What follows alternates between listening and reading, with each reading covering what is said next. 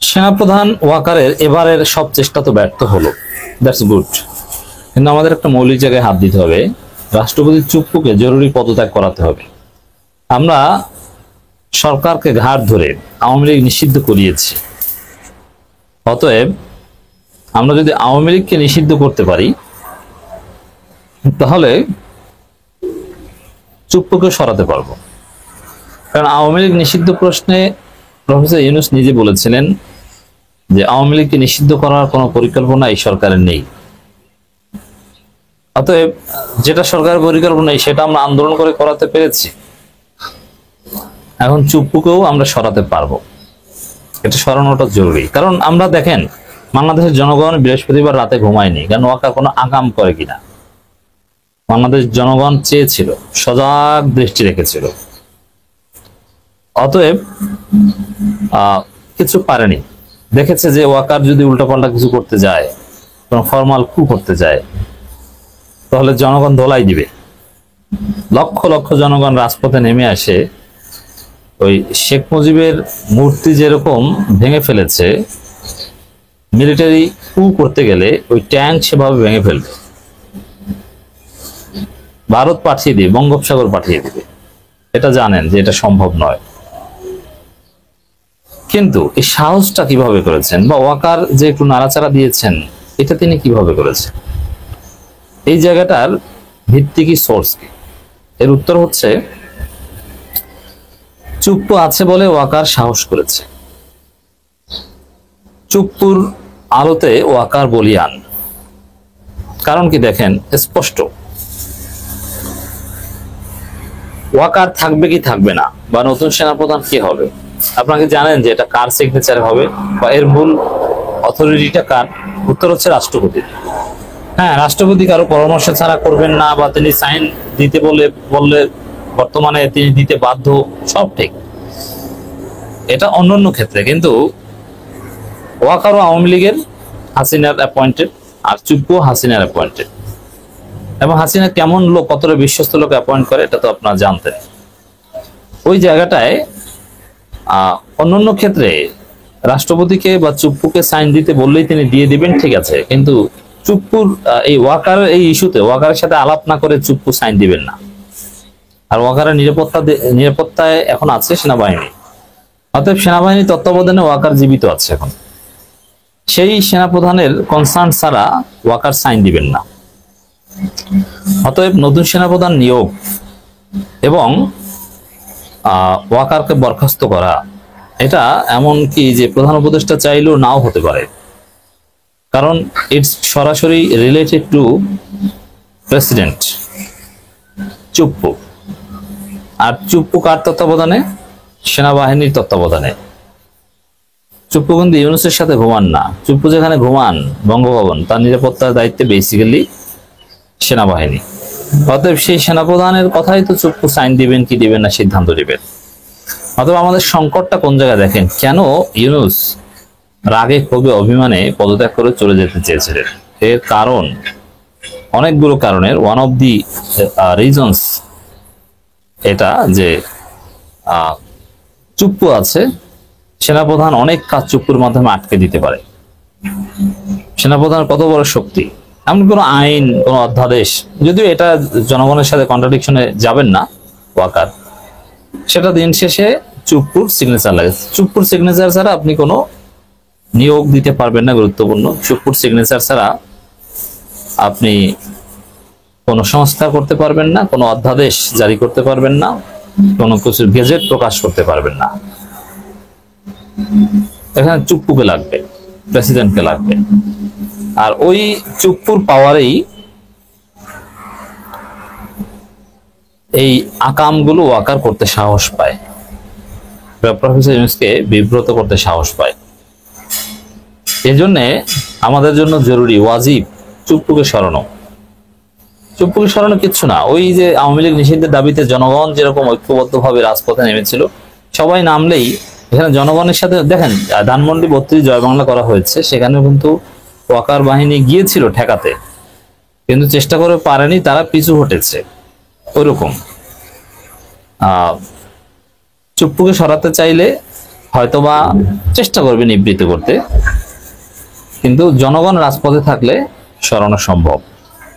আর চুপ্পু যতদিন আছে ততদিন পর্যন্ত নানানভাবে এভাবে ডিস্টার্ব প্রফেসর ইউনূসকে করবে ওয়াকার। মূল হিসাব নিকাশটা কি? আই রিপিট, চুপ্পু কার্যত সেনাবাহিনীর নিয়ন্ত্রণে আছে। চুপ্পুর জীবন মরণ তাদের উপর, নিরাপত্তার দায়িত্বে। আর চুপ্পুকে ছাড়া বাংলাদেশের কোনো কিছুই সম্ভব নয়, অ্যাটলিস্ট সিগনেচারটা তো লাগবে কাগজে কলমে। এই জন্য চুপ্পু জানেন যে তার ভাই চুপ্পু আছেন, ওয়াকার জানেন যে তার ভাই চুপ্পু আছে, অতএব চিন্তার কিছু নেই। আবার ওয়াকারও জানেন যে এমনিতে বড় বড় লোককে পিটায় জনগণ, তো চুপ্পুকে তো জুতো টুতো মারতে পারে না, সমস্যা নেই, আমার ভাই ওয়াকার আছে। এই দুই ভাই মিলে বাংলাদেশে অঘটন ঘটাচ্ছে। অতএব আমাদের রাজনীতির নেক্সট টার্গেট হওয়া উচিত যে চুপ্পুকে সরানো। এই জায়গাটায় আপনি সমাধান না করলে ইন্ডিয়ান হেজিমনি আপনি ধ্বংস করতে পারবেন না, আমাদের বিপ্লব পূর্ণতা পাবে না। চুপ্পুকে সরাতে হবে, শুধু চুপ্পুকে না, হয় জাতীয় সরকার গঠন করতে হবে বিএনপি জামাত থেকে সমান সংখ্যক প্রতিনিধি নিয়ে, আর যদি সেটা না হয় এই উপদেষ্টা পরিষদে সফল করতে হবে, অনেককে বাদ দিতে হবে, বিশেষ করে বিতর্কিত যারা আসিফ নজরুল এবং ছাত্র উপদেষ্টারও বাদ দেওয়া উচিত। আর আমি ছাত্র উপদেষ্টা নেওয়ার পক্ষে, কিন্তু আসিফ মাহফুজ বিতর্কিত হয়ে গেছে। মাহফুজ চরম বিতর্কিত, তার কোনো লেজিটিমেসি নেই, ক্রেডিবিলিটি নেই। মাহফুজকে জনগণ গাদ্দার বলেছে, একটা বাচাল টাইপের অসৎ প্রকৃতির ছেলে। এই মাহফুজদের দিয়ে হবে না। এখানে যদি ছাত্র উপদেষ্টা নিতে হয় ঠিক আছে, এখানে হাসনাত আব্দুল্লাহর মতো ক্লিন ইমেজের লোককে নেওয়া হোক, অথবা আখতারের মতো ভদ্র ছেলে নেওয়া হোক, তাহলে আশা করি ছাত্র উপদেষ্টারা ভালো করতে পারবে। এছাড়া ফরিদ আক্তার, এমনকি আদেলুর রহমানও অনেকটা বিতর্কিত হয়ে গিয়েছেন, আসিফ নজরুল, এরা বিতর্কিত হয়ে গিয়েছে। তৌহিদ হোসেন পররাষ্ট্র উপদেষ্টা, অথবা যেহেতু ডক্টর খলিলুর রহমানের ক্ষেত্রে নানান প্রশ্ন রয়েছে, ঠিক আছে, ডক্টর ইউনূস ছাড়া কেউই অপরিহার্য নয়, সবার বিকল্প আছে, এদেরকে সরিয়ে দেওয়া যেতে পারে। এটা যদি না করা হয় তাহলে বাংলাদেশ স্থিতিশীল থাকবে না। আজকে হয়তোবা ওয়াকার ব্যর্থ হয়েছে, পিছু হটেছে জনগণের ভয়ে, কিন্তু আবার যে কোনো সময় যেহেতু তার ভাই চুপ্পু আছে, যে কোনো সময় দুইজনে বলতে এখানে আপনারা দেখেছেন যে বিভিন্ন নিউজে উঠে এসেছে যে এগুলো পর্দার অন্তরে ভারত কলকাঠি নাড়ায়। ভারত সরাসরি ভারতের মিডিয়ায় ওয়াকারকে বলেছে প্রো ইন্ডিয়ান আর্মি অফিসার, এবং ইন্ডিয়ান আর্মি চিফের সাথে নাকি সার্বক্ষণিক যোগাযোগ হয়। আর চুপ্পুর সাথে যে শেখ হাসিনার কথা হয় না তার কোনো গ্যারান্টি নেই। তো চুপ্পুকে না সরালে ওয়াকার চুপ্পু মিলে বাংলাদেশে যে কোনো অঘটন ঘটিয়ে দিতে পারে। অতএব এটা হবে আমাদের রাজনীতির এখন জরুরি বাস্তবতা। বিএনপির বিরুদ্ধে সরকারি, আইনি, রাজনৈতিক সব ধরনের পদক্ষেপ শুরু হয়েছে। এই পরিস্থিতিতে বিএনপি রাজনীতিতে বেশি দিন টিকতে পারবে না। দর্শক, হাসিনার ফেসিবাদী আমলে বিএনপি নির্যাতনের মধ্যে টিকেছিল, দ্যাটস ডিফারেন্ট। কারণ তখন বিএনপি মনেই করতো যে তারা মজলুম, তারা নির্যাতিত, তাদেরকে পালিয়ে থাকতে হবে, তাদের বিরুদ্ধে মামলা হবে, তাদেরকে সুযোগ পেলে ক্রসফায়ারে হত্যা করবে।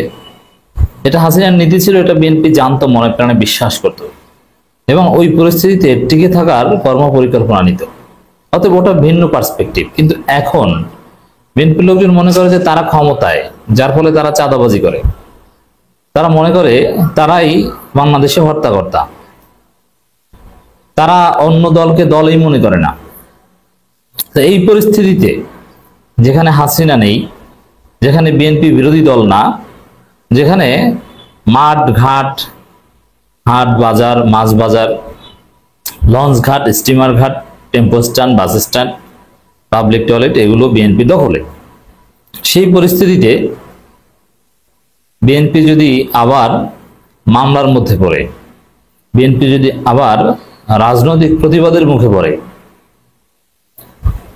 আইনি পদক্ষেপের মধ্যে পড়ে এবং সরকারের রোশনালে পড়ে, that will be very disastrous, এবং তার সাথে হাসিনার আমলের চিত্র মিলবে না। বিএনপির কপালে এখন সেটাই ঘটছে। কেন এই ডক্টর ইউনূসের আমলে আইনি, রাজনৈতিক এবং সরকারি পদক্ষেপের মুখোমুখি হলে বিএনপি টিকতে পারবে না। আশা করি বুঝতে পেরেছেন যে এখন বিএনপি একটা অনুকূল সময়, বা তারা অ্যাজিভ তারা ক্ষমতায়, এই পরিস্থিতিতে পদক্ষেপের মুখে পড়লে এটা ডিজাস্টারাস হবে। প্রথমে আসি যে বিএনপির বিরুদ্ধে সরকারের কি পদক্ষেপ। সরকার বিএনপি কার্যত মুখোমুখি। যেমন বিএনপি বলছে যে হয় কবরও যাবে নইলে মেয়র হবে, কিন্তু সরকার মেয়র হতে দিচ্ছে না। আবার দ্রুত নির্বাচন চাইছে, কিন্তু দ্রুত নির্বাচন দেওয়ার কোনো পরিকল্পনা নেই। আবার বিভিন্ন প্রোপাগান্ডা চালাচ্ছে মানবিক করিডোর নিয়ে, চট্টগ্রাম বন্দর নিয়ে, সেন্ট মার্টিন নিয়ে। এগুলো বিষয়ে সরকারের কোনো স্পষ্ট ব্যাখ্যা নেই। আবার বিএনপি পন্থী লোকজন প্রশাসনের কোণঠাসা নাকি, বা কোণঠাসা হচ্ছে, এটা হচ্ছে সরকারি পদক্ষেপ। বিএনপি বলছে যে এই সংস্কার দরকার নাই, এটা দরকার নাই, এটা করার দরকার নেই, কিন্তু সরকার সেই সংস্কার করছে, করবে। এবং বিএনপির সাথে ঐক্যমত কমিশনের যে মিটিং, সেই মিটিংয়ে বিএনপি যেগুলোতে দ্বিমত পোষণ করছে ঐক্যমত কমিশন বরং সেগুলো বোঝানোর চেষ্টা করছে। এবং অনেক ক্ষেত্রেই বিএনপি স্পষ্ট, বা আমরা স্পষ্ট যে সরকার বিএনপির যে দ্বিমতের জায়গা, ওই দ্বিমতের জায়গাগুলো বিএনপির দ্বিমত হিসেবে ধরে নিয়ে অধিকাংশ বলেছে এই যুক্তি দিয়ে তারা বাস্তবায়ন করবে। তো এটা হচ্ছে সরকারি পদক্ষেপের কিছু আলামত। আর রাজনৈতিক পদক্ষেপ হচ্ছে সরকারি দল এনসিপি তারা মাঠে নেমেছে স্থানীয় সরকার নির্বাচনের দাবিতে এবং ইসি পুনর্গঠনের দাবিতে।